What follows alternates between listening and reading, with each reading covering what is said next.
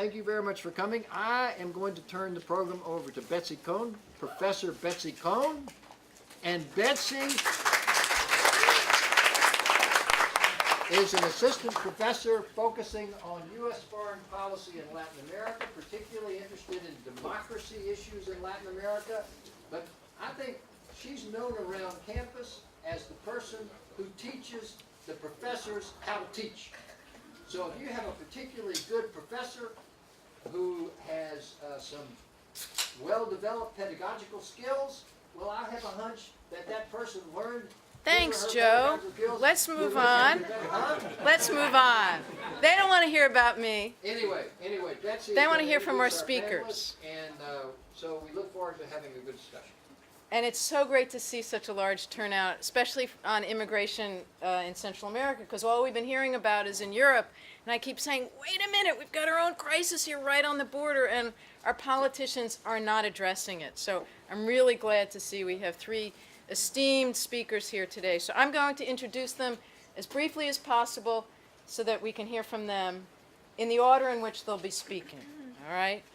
So on the far left, on the table, we have Hector Silva Avalos, who is the former Deputy Chief of Mission at the Embassy of El Salvador here in Washington, D.C.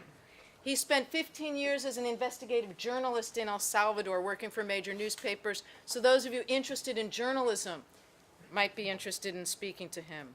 He's an expert on organized crime in Latin America, particularly on the issues of the main drug trafficking organizations in El Salvador, the Mexican cartel penetration in Central America, and the criminal activities of the gangs in El Salvador.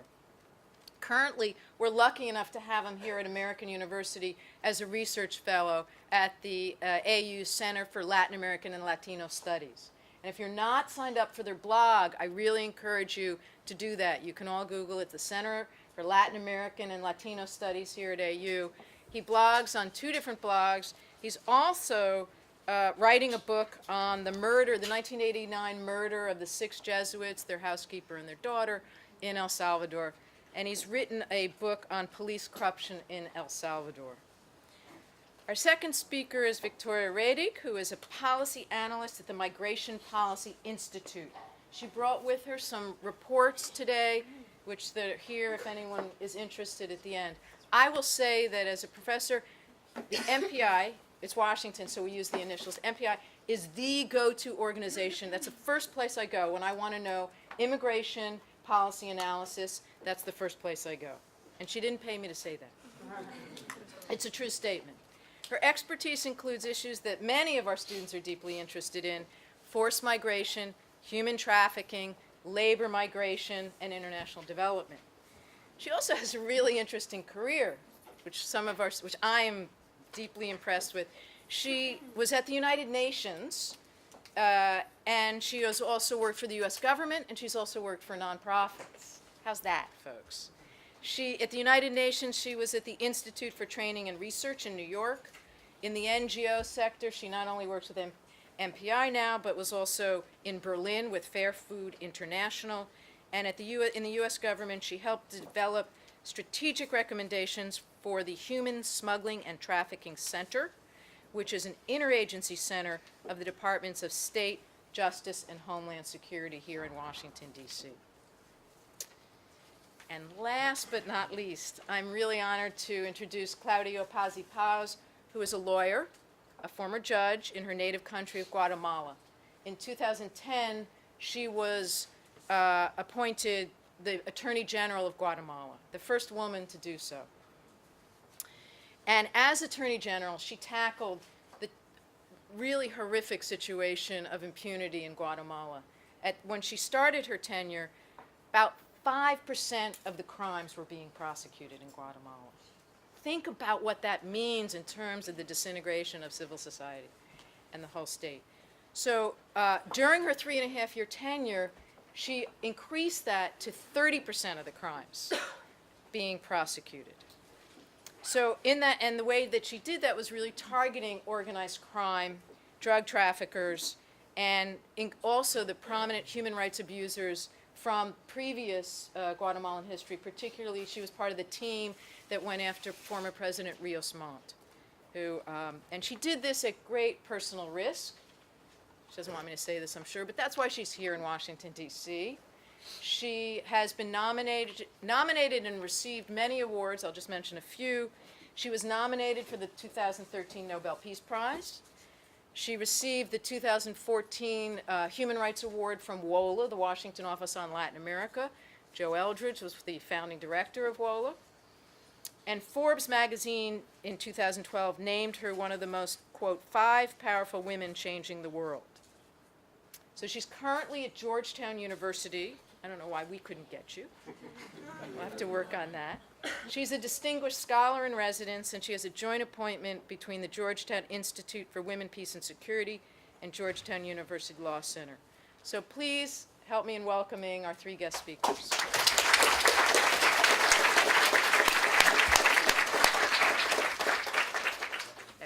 Thank you. Thank you all for coming. I'm delighted to be here, and thanks to Joe for inviting me. It's a real honor to be joining this table with my 2 colleagues, and especially with Dr. Claudia Paz, who I really admire. I think she's she's been a very important force for changing things in Central America. I'm not going to talk, I'm going to focus on El Salvador, my country, to talk about the broader situation of immigration and the crisis this crisis has been going on for ever. But it as you know, peaked last summer, when a number of unaccompanied minors, as the U.S. Political establishment called them, started coming to the southern border of the United States by hundreds and thousands, and made the political system here in Washington aware that they had a crisis in their hands. And that brought a new light to what's happening down there. And the matter of the fact is that the situation has not improved since those kids started arriving to the southern border in those numbers. And I think of the 3 countries of the Northern Triangle, as the region that includes Guatemala, Honduras, and El Salvador is known, I think the situation has, as I said, not improved, but that the country with the worst situation right now is El Salvador. And I'm going to start by talking about that. Right now, we closed August with 911 homicides in 1 month. That's 30 people killed a day.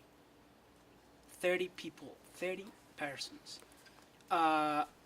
According to some independent research and projections made in El Salvador, especially by journalists, but based on official figures, we're going to end 2015 with a ratio of 91 killings per 100,000 inhabitants, which I think is going to set a record worldwide. I read something, and if I'm not mistaken, that figure in Syria is lower. It's going to be lower. So you can imagine what's happening. So the crisis, yes, we do have a crisis in Europe and the Middle East, but we do have a really, really bad crisis in the U.S. backdoor. And I'm afraid to say that the way that politicians are addressing that is not making things better. Of course, they have improved for the U.S. in the terms of numbers, because the number of kids coming to the border is now half of what it was last year. But the reason for that is not that they have stopped leaving our countries, but because they're detained in Mexico. That's the only reason. Yes, they have. If you add up what the figures are of the kids detained at the U.S. border and the ones deported from the U.S. border and deported from the Mexican-Guatemalan border, you will have, yes, less than last year, but not that much less. So they keep leaving our countries, and the reason the reasons behind that is basically, well, first of all, and this is, of course, in the range of the obvious, is violence. And what kind of violence are we talking about in El Salvador? Well, the official narrative, both in the United States and in El Salvador, is that the main drivers of violence are gangs. And that happens to be true in El Salvador, but it's a more complex reality. I was talking to Claudia and telling her that for the past 3 months in El Salvador, the victims in my country, she asked me, who's dying? For years, Salvadoran governments have said that the ones killing are the gangs and the ones dying are the gangs. Well, that's not true. Gang members are an important part of the share, but there's also what experts have known or called, like in Spanish, el entorno de las pandillas, the kind of the gang entourage or surrounding, I don't know, which are family. Keep in mind that we're talking about a 3-generation phenomena here. You know, we have gang members from 50 years old to 12, 13 years old. So official figure is that there are 40,000 of them in El Salvador. If you add up their families, that could be, I don't know, 250,000 people. And then you have another type of violence, which is more obscure, is not part of the official narrative for obvious reasons, and is the violence perpetrated by state agents, mainly the police forces. In El Salvador, there's a very important underscore problem of killing squads existing within the police. This is not new. These killing squads have been there since the police was part of the military back in the 70s and 80s. And then they managed to, former officers with no education in human rights and educated by the counterinsurgents doctrine established by the Reagan administration in the U.S., managed to go to the new police forces that were created in El Salvador in 1992, when the peace accord between the government and the FMLN guerrillas were signed. And those officers, along with others, created a culture of impunity. And, that's been constant in Central America. And I think the best situation regarding impunity is now in Guatemala, thanks to, among other things, to the work of Claudia. But we don't have that in El Salvador. So we do have an important phenomenon of death squads within the police, which are now killing gang members, but also killing, for hire. The other type of violence that exists is that the one that's related to organized crime, because there is an important activity of organized crime in El Salvador that has been, kind of downsized by a number of administrations, including the current one, when they attribute all the violence to the gangs. But there's a very important share of the violence that you have to relate to drug trafficking organizations. And here is a very important point I need to make. And you can find these words almost as I'm going to say them in U.S. official reports, the State Department reports, for instance, that the last 3 years have stated that gangs are not the drivers of drug trafficking in El Salvador. They don't have that kind of money. They are guns for hire. Organized crime, drug traffickers are elsewhere, and they do kill. But in the case of El Salvador, they rather, have understandings with authorities than, and that's a difference if you compare that with the Mexican case. They are perfectly well, conducting business in accordance with authorities. They don't need to kill that much, but they do kill. And sometimes they use gangs, sometimes they do it themselves, sometimes they use the police to do that.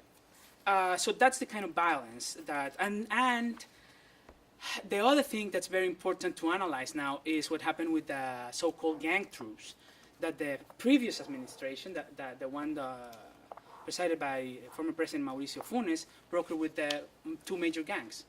That was a truce, yes, between the two major gangs, the MS-13 gang and the Barrio 18 gang, but also a truce between or among them and the state. And what that truce made is they made both gangs stronger. They made the leadership stronger, and they taught the gangs that they had political leverage, that they could talk back to the state. And their argument was, okay, what you taught me is that if you don't do what I want you to do, I will kill people. And that's going to be a political problem for you. And so a very common question is, do we need to go back to that truce in order to diminish these horrible figures that I told you about at the beginning? I don't see, I mean, you started talking to them, you made them interlocutors, and now they control things in the jails, but also in the streets. So, and they've taught us as a society that if we, I mean, if we as a society or the state doesn't comply with some things, they will kill more people. So, and then again, this is not an organization that's strange to the communities. This is an organization that's embedded in the community. It's part of the community network. And you can see from 10 miles from here. I live in Silver Spring, Maryland. The gang's there, embedded within the Salvadoran community. So violence is not the only answer to this. What is? Well, that's, I think, another half an hour. and I will end by saying that what makes the problem worse is the response of our elites to it. And I will briefly kind of describe, or will try to describe, the kind of elites we have in El Salvador. We have, I would say, three types of elites. The traditional elites, which are, you know, basically your Central American elites that are basically predators, you know, I mean, traditional money, you know, the rich people, I would say, that have owned the state, since we're republics, that have made the state another tool for their wealth, and, you know, they're not really interested in the welfare of the country, aside from the country to be stable enough to be good for conduct business. That's, you know, tradition. These elites are traditionally, in the case of Central America, related to the right-wing politics.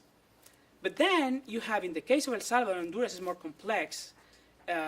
In the case of El Salvador, you have what I've called the new bureaucratic elite, the new rich. And in this case, this new bureaucratic elite is related to the left. You know, the FMLN party, which is a leftist party, and was the, you know, the party that was formed from the guerrilla that fought the war, and that has, you know, campaigned with the word change in front of it, has, you know, has become a new elite, you know, a new bureaucratic elite. They're not all money, they're new money. Of course, there are, you know, exceptions, it's more complex than this, but if you consider their policies towards violence, towards the gang phenomena, are exactly the same.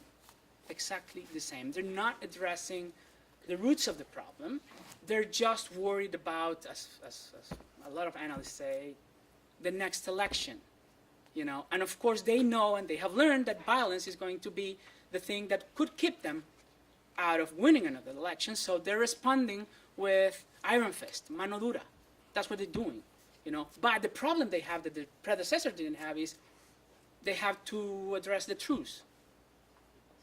And then there's the new criminal elites, you know, which are sometimes all these three, you know, got together. One place they got together is in National Congress, for instance. You have congressmen that are party members of both parties. And in El Salvador it's kind of easy because, you know, the FMLN is the left, and Arena is the right, and they represent these new elites and the old elites. And in Congress, you have deputies that have been prosecuted, never convicted, for human trafficking, sexual violence, drug trafficking, and they are in Congress. And they are these criminal elites. In the northwestern corner of the country, they do control an important part of the local economy. And if you go to Honduras, it's kind of the same phenomenon. And if you go to Guatemala, I'm sure Claudia could agree with this, it's been like that. You know, important parts of territory are controlled by these. So these three elites respond to themselves, you know, which leaves a very important part of the country in this, you know, frame of violence, poverty, marginalization, no state care for them, you know, and living in the poorest neighborhoods where gangs rule. So in this mix, these kids will keep coming.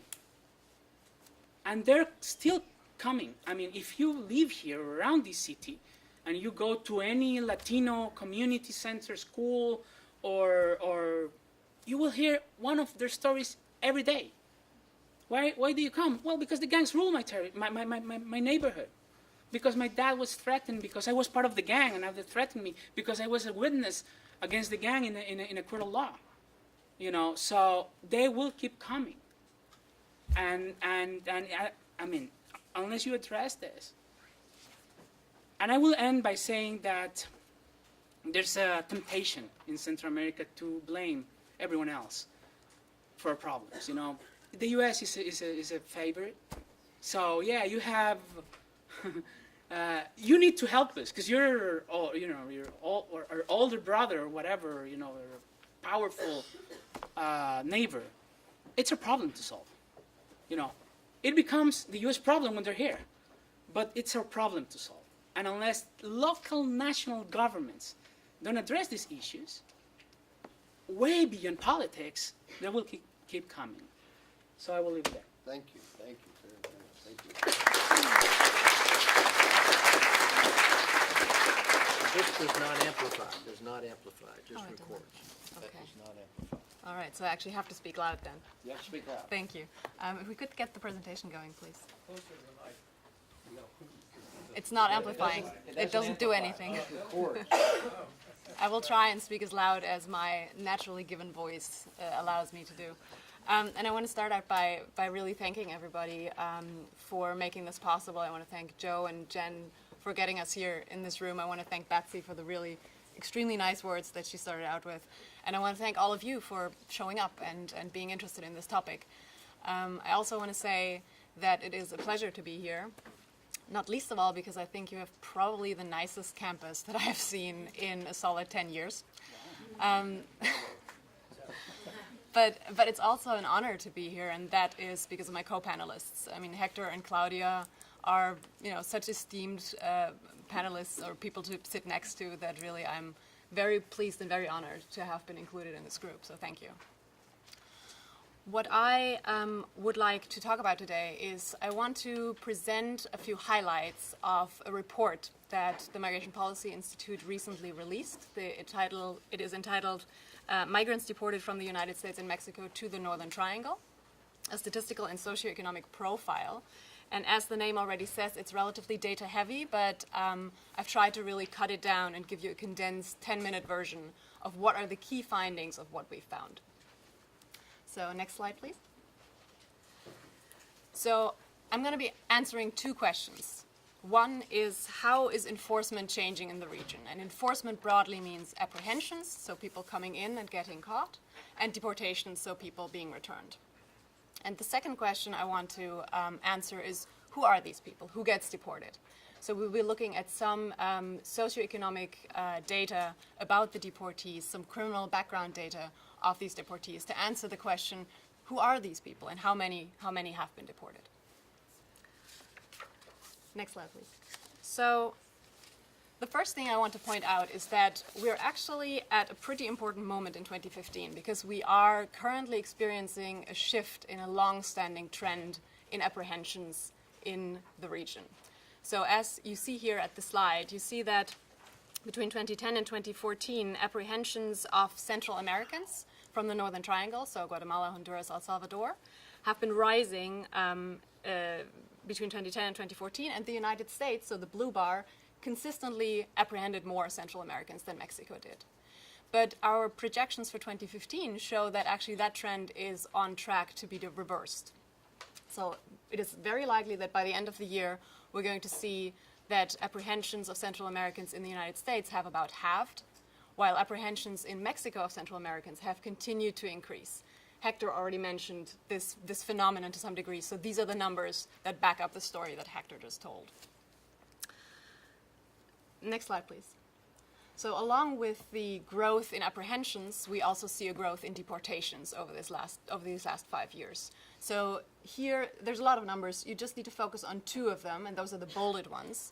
So in the period from 2010 to 2014, the United States and Mexico combined deported more than 800, or conducted more than 840,000 deportations. That's the bolded number in the left table that you see here.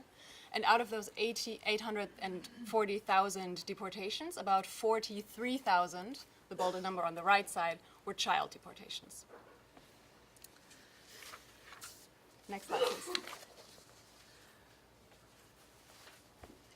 An interesting trend that actually has been consistent for the last few years is that the main deporter of unaccompanied children is Mexico, not the United States.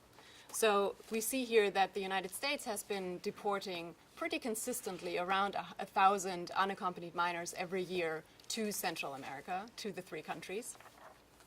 But Mexico has been deporting not only more, but an increasing share of overall unaccompanied minors that have been deported. So we see that in 2010, the United States deported 1 UAC for every 2 UACs that Mexico deported. And then last year, in 2014, Mexico deported about 6 UACs for every 1 UAC the U.S. deported, and this trend that already has been rising pretty steeply is about to double for 2015. Again, if our projections hold. So that means that by the end of 2015, that would mean that for every 13 unaccompanied minors that arrive back in Honduras, El Salvador, and Guatemala, 12 have been deported from Mexico, and only 1 from the United States. Okay. So that's already all I wanted to say about apprehensions and deportations trends. So the second question that I said, who are these deportees, is now what we're going to look at. So next slide, please. So we want to know, who are these people? So there's some neat data that you can work with. So this data is about deportees of age 15 and older that have been returned both from the United States and from Mexico to the three countries. And what we see, maybe not too surprisingly, is that the majority of deportees are young adults between the age of 20 and 29. So for instance, in the case of Guatemala, you see that about 41,000, that's a big red bar here, 41,000 deportees fell into that age range.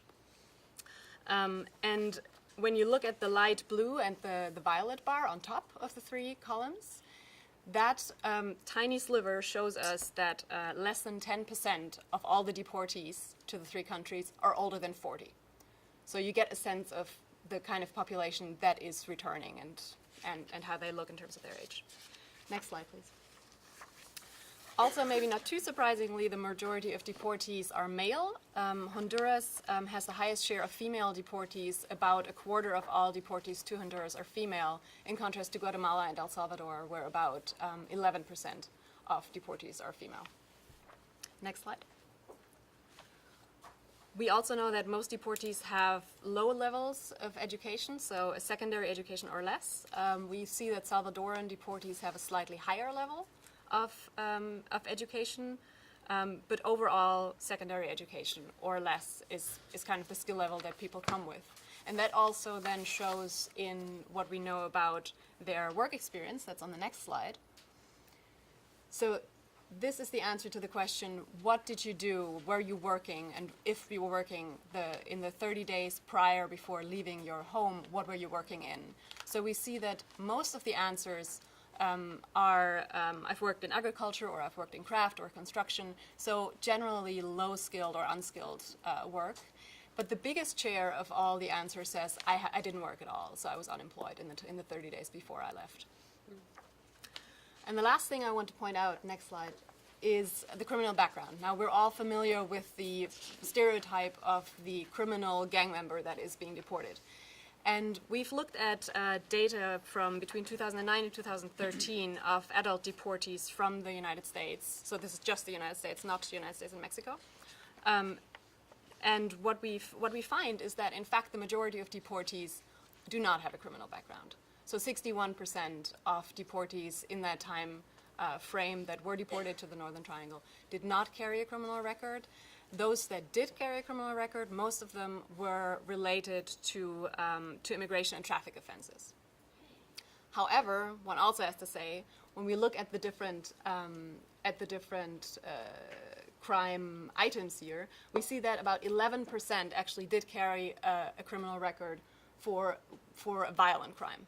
So when you actually put those 11% in actual numbers, then it becomes clear that tens of thousands of dangerous criminals are getting deported back into the three countries of the Northern Triangle, which of course complicates the situation there, given the problems with the rule of law that we're experiencing in these countries, and that my co-panelists can speak about in much more depth than I could. Next slide, please.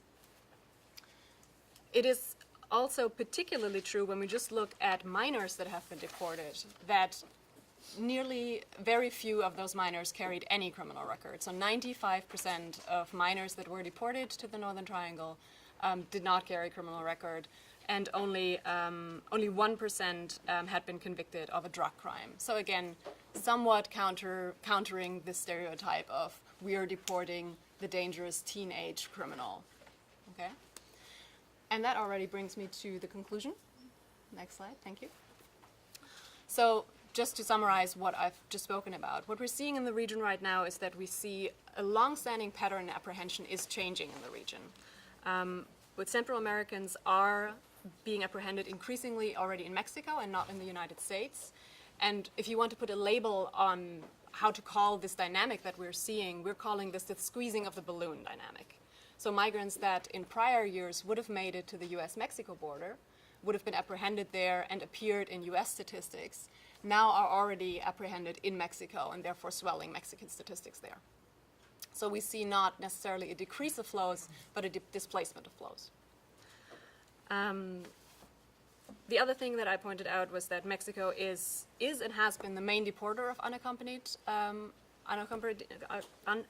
migrant children, UACs, to the Northern Triangle. And in 2014, Mexico deported 6 UACs for every 1 UAC the US deported. And again, that is on track to double once more in 2015. And we see, when we look at who are these people, we see that most deportees to the Northern Triangle are young males with low educational attainment levels, experience in low or unskilled jobs, and do not have a criminal record. Now, the last thing I want to say is that, so why do we care about this? Why do we care, for instance, about the education levels? Because we all more or less have a sense that education levels are likely going to be low. So we care about specifically how low when we think about what kind of services do deportees need once they come back. So if we think of the reception services and the reintegration services that are necessary to receive hundreds of thousands of adults and tens of thousands of children, you really have to know who are these people, what kind of skills do they already bring.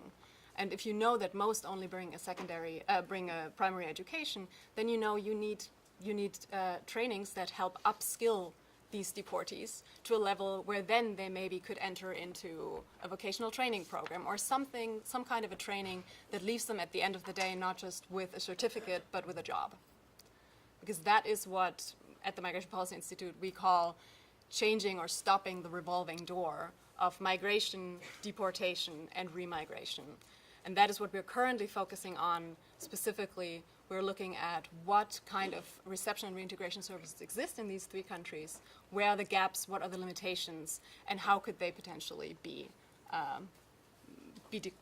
not be closed, but be decreased at least. And with this, I'm at the end. Thank you very much for your attention.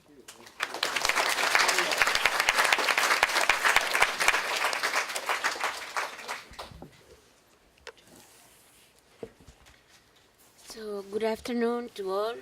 Thank you very much, Joe, you. for your invitation. And I am also very pleased to be with Hector and Victoria talking about the Central America and the cold North Triangle. As Hector says, the situation of violence in the three countries is very worrying. We have the highest rates of homicide in the world. Guatemala has 31 now per 100,000 inhabitants, Salvador 69, and Honduras 69 per 100 inhabitants. And this extremely serious situation is more worrying because the rate in Honduras and El Salvador continues increasing each year. On the contrary, Guatemala have managed to lower the rates in the last years. We have in 2009 46 homicides for every 100,000 inhabitants. And as Hector said, many of these violent deaths are linked either to criminal gangs or to organized crime. Narco-traffic mainly. The violence in urban areas is linked to criminal gangs, and the violence in the borders is linked to narco-traffic. Which are the main causes of gun-related violence? One are struggles for territorial control, internal purges, punishment for disobedience, betrayal, or disagreement over the sharing of a body. As Hector said, vigilant actions by resident, private security agents, or sometimes police. And the phenomenon that most affects the public are cases of extortion, of small business owners, transport workers, housewives, anyone who has the ability or the possibility to pay. And the correlation between the homicides and the cases of extortion is grim. Extortion's targets are murdered to send a message to show that whoever doesn't pay would be killed. And in the border areas are also places where the highest rates of homicides are recorded, and the violent deaths here are undoubtedly linked to drug trafficking. The factors here are a little bit different. They kill to maintain territorial control. They also kill in fights with rival cartels, also for internal purges, revenge, for attacks for the stealings of drugs or money. And in the three countries, the border areas, there is a very weak presence of the state, so it creates the impunity needed to eliminate everyone that is perceived as a threat. More or less the same as the people that are deported, the victims of the killings are poor young males. We have 4 times the rate of violent deaths of male victims that in all Latin America.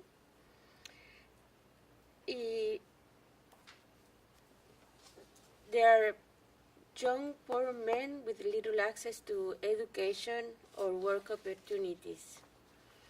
And while these male young boys make up the majority of the victims of the violent deaths, low-income families also make up the majority of the victims of extortion,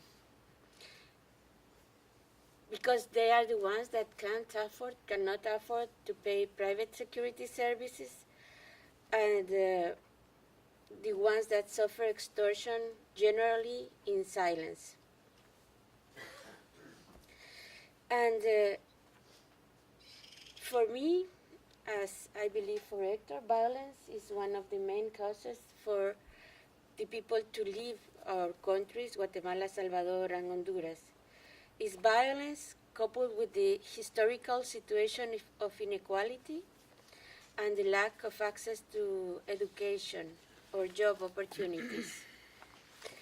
We could think of the fears of a family in a poor neighborhood. A huge fear is that their son or their daughter could join a gang. Another is that gang members could try to recruit their son or daughter and meet with a refusal. Another fear is that their son or daughters could be mistaken for a gang member, or that they could be murdered because they are not paying the extortion fees.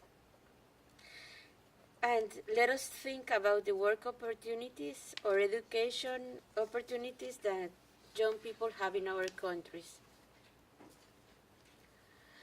In addition to this context of violence linked to organized crime or to gang violence, there are also extremely high rates of gender-based violence. In Guatemala, for example, we have more than 50,000 cases of violence against women reported each year. And children whose parents, especially mothers, have left our countries to migrate to the United States are often left in a situation where they are even more vulnerable to this type of violence at the hands of the people whose care they are left in. And there is a question at this point: is there something that we could do to stop this violence and to make our country safer, and to reduce the factors that push children and adolescents to leave them? And for me, the answer is yes. It is possible to do something. And in Guatemala, if we see the numbers, we have more or less the same rates 10 years ago, homicide rates. And we have managed in Guatemala to lower the homicide rates from 46 per 100,000 inhabitants to 30, almost 30 last year. And what has changed in my country that didn't happen in Honduras or in El Salvador? Well, since the situation of violence was so there was a crisis of insecurity in Guatemala, the Guatemalan state asked the United Nations for help, and we established an international commission against impunity, and they are able to make criminal investigations. They work very closely with the prosecutor's office, and the presence of CICIG in Guatemala allowed that new officials were appointed in the Ministry of Interior, in the prosecutor's office. New judges were appointed, and this enabled a historical coordination between police, prosecutors. We built special teams of police officers and prosecutors, and they have access to new technology like DNA test, wiretapping, ballistic analysis, and this led to this helped us to get more crime solved, and more gang members were punished. The high criminals linked to narcotraffic were also either punished in the country or they were extradited to the United States. And even now we have the former president of Guatemala. He was still in office when he faced charges of corruption, and now he's in jail. So this is a historic change in the way that the justice system is working, and I strongly believe that this is the factor that make it possible that violence is going down and that more people trust the justice system.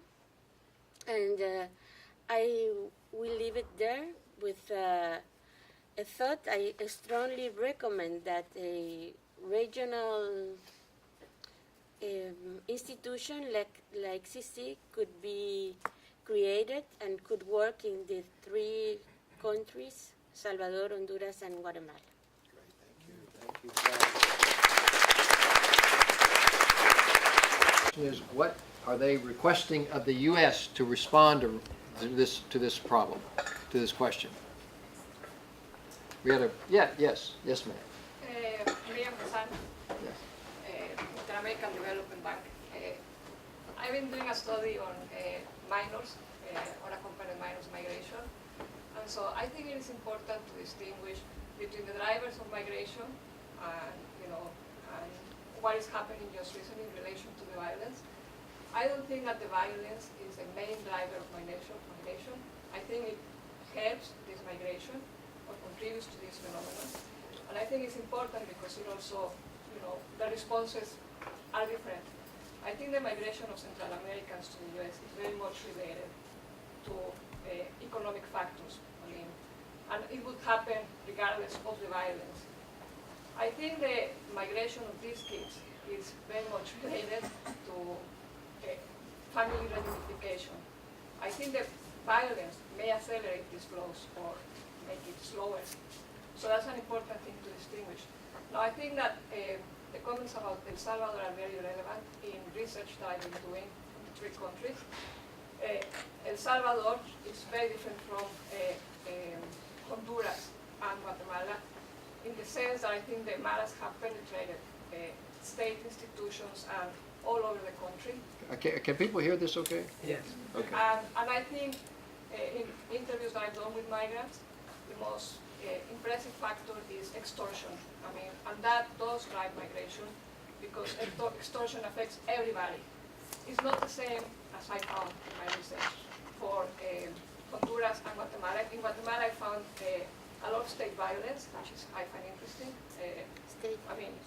As incentives, people who, the lands were taken by the government or corruption or things like that. But this is not, properly speaking, driving the flows of the kids. And I think it's very important to think that way because we need to think about immigration reform as a main issue in solving the problem of unaccompanied minors because they take all this risk because they can't join the parents, just taking an airplane like most migrants do when they come legally to this country. So that's an important thing to distinguish. Just the violence is important to focus and work on it, but it is just a contributing factor. Yeah, thank you. This balance between economic and crime and violence-driven push. Okay, Tom. Tom Cohen from Catholic University. A question for Ms. Rettig. What experience Speak and up. data do you have suggesting that people who have been forcibly repatriated might stay? In other words, given the crisis conditions under which they left, what might change that makes the MPI focus on trying to keep them where they were? Good. I'll take. Yes. From the Cultural Survival Support Coalition. What is the condition of the minors during their proceeding here? What is their waiting for deportation? What the detention facilities look like? I'm asking this because for adult detainees, the condition is really horrible. The sanitary, the food, no access to the legal system. It's really in bad condition. So do the children have preferential treatment? Great, thank you. Okay, I'll pitch it to the panelists, and we do have a lot of questions. So if you can kind of summarize your responses quickly, then we can get some more comments and questions. Do you want me to start? Yeah. All right, thank you. I'll start with the last question first. What's the process and detention process for children? So children from Central America actually have to be transferred within 72 hours after being apprehended or after presenting themselves to U.S. officials, have to be transferred to a child-friendly shelter run by the Office of Refugee Resettlement, which is a part of the Department of Health and Human Services. And then they're housed in these so-called ORR shelters for usually, I think, a maximum of 3 months. And those 3 months are being used to assess the situation of the child and to find out what would be in the best interest of the child. So best interest of the child is the guiding principle that then determines what is going to happen to the child. And in many cases, when children have family members in the United States, what happens is that then these family members are found. There's a background check on, are these, can we actually send this child to this person that claims to be the parent? And then children are actually reunited with family members that are located somewhere in the United States. And interestingly, independently of the legal status, so children also get reunified with their parents if they are here in undocumented status. And then when they are reunified with their parents, that doesn't mean that they can stay. It just means that they're then going through the process of putting in maybe an asylum claim or a claim for other types of protection. For instance, there's a thing called Special Immigrant Juvenile Status, SIJ status, that they can apply for, which grants them a legal right to stay in the United States for a certain time. And there are other visas like the U visa and the T visa for victims of trafficking and victims of violence that are available to them. It's a long process though, and that is why most of the children that arrived, it was 52,000 Central American children that arrived in 2014 alone, most of them are actually still in the United States because they're still in this process, okay? So that was the long answer to the housing question. The reintegration services question, well, reintegration services in the region have really mushroomed in the last year or so. They've been expanded a lot in reaction to this crisis. But what we see, or what our research shows to date, is that you have a lot of kind of short-term reception services. So when people arrive at the airport or at the land border, that they get a bottle of water and a snack and a phone call to call home. In the case of children, their families are informed to then enable a reunification with them. But what is really sorely lacking at this stage is a wide availability of long-term reintegration services. So that includes follow-up services once children actually are back home in their communities. That includes services like access to school and help to re-enroll in school. It involves a service to check in on the child, how the family situation is, because we shouldn't forget that sometimes children flee from domestic violence. So we really see this huge need for these services, and we see that all the three countries are making efforts in this direction. But there's really still a long way to go to say that these services are, universally available and actually help anchor them again in their countries. So we are hoping that with the research that we're doing, we're hoping to be able to kind of give a quick overview of what is there, what is missing, and how and what good structures are already in place through which we could then, channel funds into.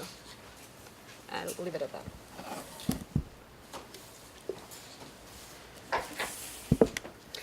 I, of course, agree that there is both factors, economic factors and the violence.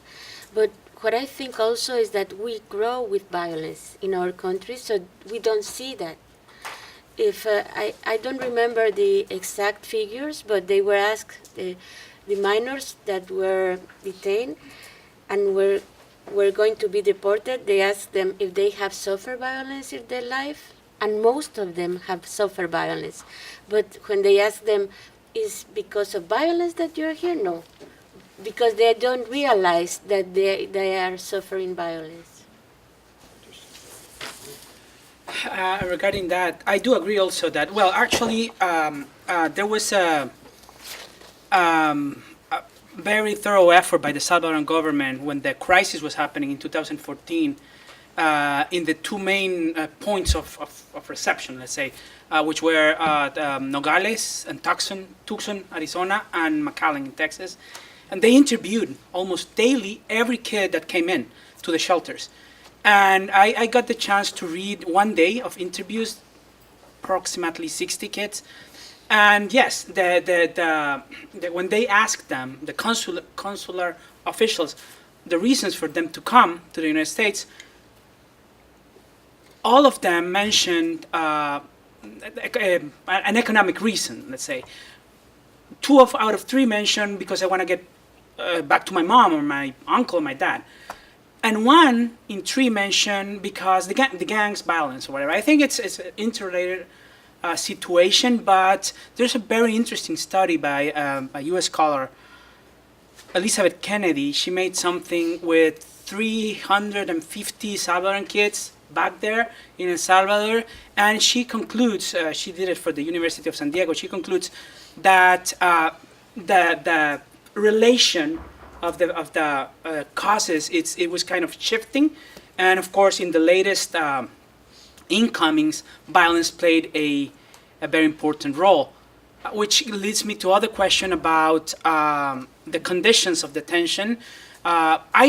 My experience by talking to the kids is that they're not, of course, the best, but as one of them put it, listen, everything is better than back there.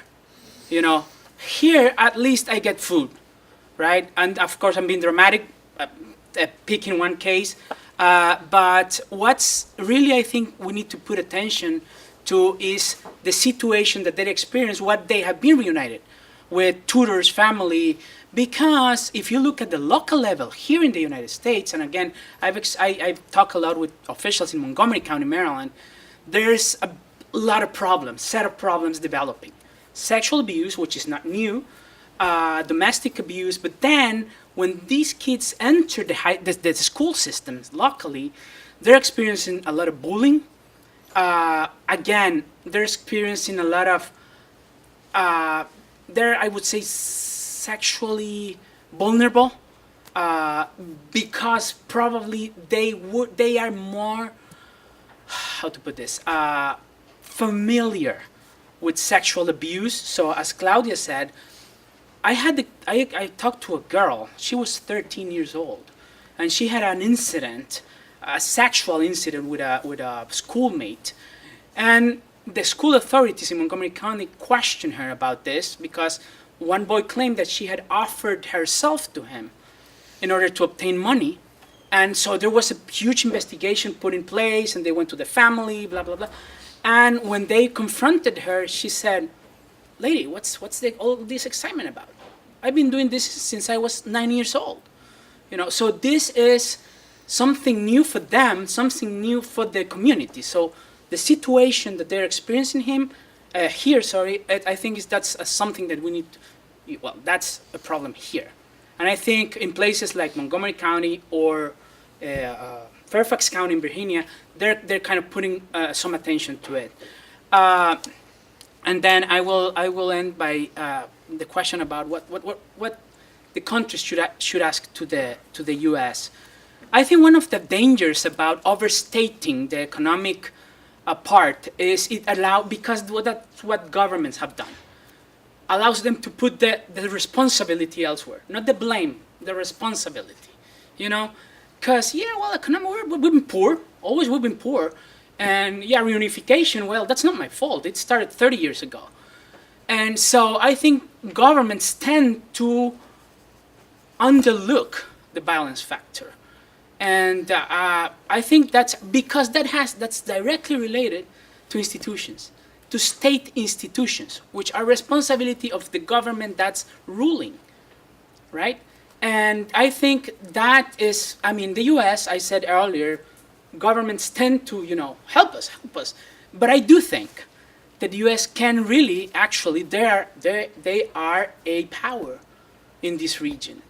And if you look at what happened with President Perez Molina, for instance, in Guatemala, the U.S. Embassy was very active here. right? And U.S. embassies are usually very active in the region.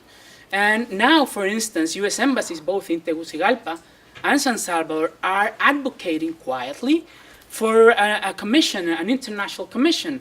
But the governments of Juan Orlando Hernandez in Honduras and Salvador Sanchez in El Salvador are opposing it. Because, well, in Guatemala they had 3 presidents prosecuted. Leos Montt, Portillo, and Pérez Molina. Well, Sisi doesn't prosecute.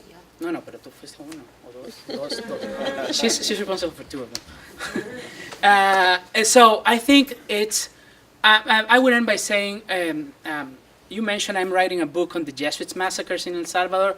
I've interviewed a lot of people that were aide to the Congressman Joe Mockley, who Democratic congressman from Massachusetts, who was very active. He was the one that led the task force that actually said to the world, listen, the Salvadoran army did this with the compliance of the Salvadoran government. And when he was there, someone asked him, and how do you start to fix a system like this? And he said, well, you know, I'm a guy from the South Boston. And there's a very simple rule. If someone commits a crime or doesn't comply with the law, there's just one place he's got to be, the jail. You know? So when we start doing that with officials that are ruling this system in order to improve trust in the system, we're going to be, I think, in the right path. So I think the U.S. has the capacity. The Obama administration has been very active in you know, addressing this through the State Department mainly. And I think that's a right path. And this is a very, very critical moment for Central America because of what's happening in Guatemala, you know, and because what's happening in El Salvador mainly. Honduras is kind of in the middle of the 2 countries right now because, as you said, you know, the situation in El Salvador is kind of, it's different now. I think we gotta, I mean, Guatemala is not perfect or anything, but we gotta look at what has worked up there in Guatemala to kind of, you know, see what we can put in place in our countries. And I think this politically, in terms of citizenship, is a good moment to do it, and I think the U.S. could play a role there. Thank you. I need your cooperation. Put in front of you is a form that I need your cooperation in filling out. We are part of Campus Life and we get evaluated. Anyone didn't get one? So Jen, if you don't have an evaluation sheet, please spend just a minute filling it out, making suggestions and recommendations. And if you would like to be added to our email list, please just put your email down at the bottom and we will add you to our email listserv. ¿Cuándo se publicó este informe? And would you please, I think this has been a really important conversation, and I feel very honored that we had the quality of presenters that we've had. So would you join me in expressing appreciation